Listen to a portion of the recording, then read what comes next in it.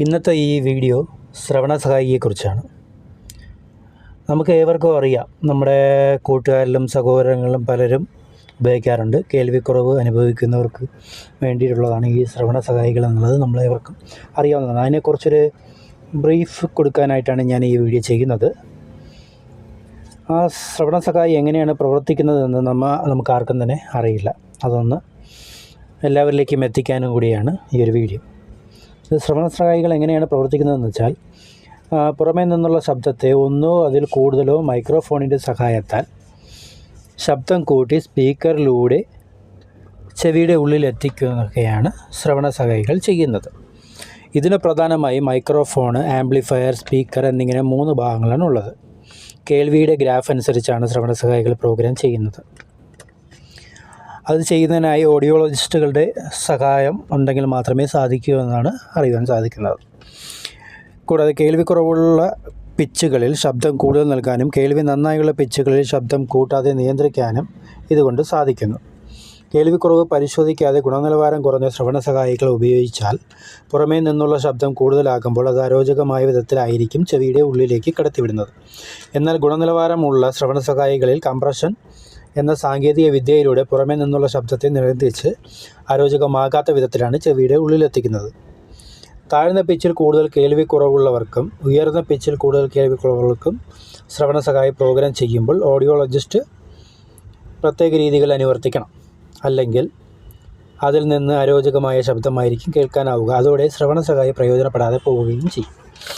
ഇനി നാം ഇതിൽ ശ്രദ്ധിക്കേണ്ട കാര്യങ്ങൾ എന്തൊക്കെയാണെന്നുള്ളതാണ്. വെള്ളം കയറാതെ നോക്കുക എന്നതാണ് മെയിനായിട്ടുള്ളത്. കൂടാതെ നമ്മൾ കുളിക്കുന്നതിനും മുഖം നന്നായി കഴുകുന്നതിന് മുൻപ് ശ്രവണ സഹായി ഊരി തന്നെ വയ്ക്കണം. അതിനോടൊപ്പം ഉപയോഗിക്കാത്ത സമയങ്ങളിൽ ബാറ്ററിക്ക് ഒരു ക്യാപ്പുണ്ട്. ആ ക്യാപ്പ് തുറന്നു വെച്ചാൽ നമുക്ക് ബാറ്ററി ചാർജ് ലീക്കേജ് ഇല്ലാതെ കുറച്ച് സമയം അധികം ഉപയോഗിക്കാൻ സാധിക്കും. ഉറങ്ങുന്ന സമയത്തും നമുക്കിത് മാറ്റി വയ്ക്കാൻ മാക്സിമം ശ്രമിക്കുക.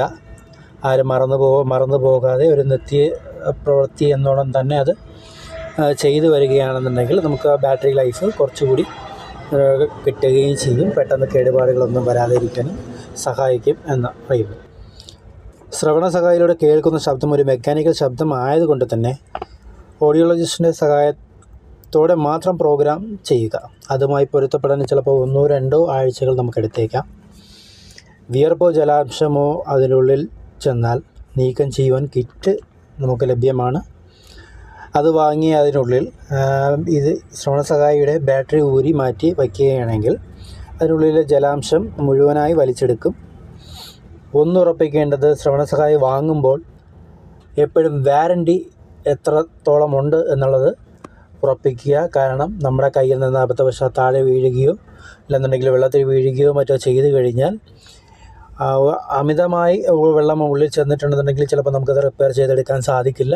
അപ്പം അങ്ങനെയുള്ള ഘട്ടങ്ങളിൽ നമുക്ക് വാറൻറ്റി ഉണ്ടെങ്കിൽ മാത്രമേ അത് ക്ലിയർ ചെയ്ത് കിട്ടാൻ പറ്റത്തുള്ളൂ.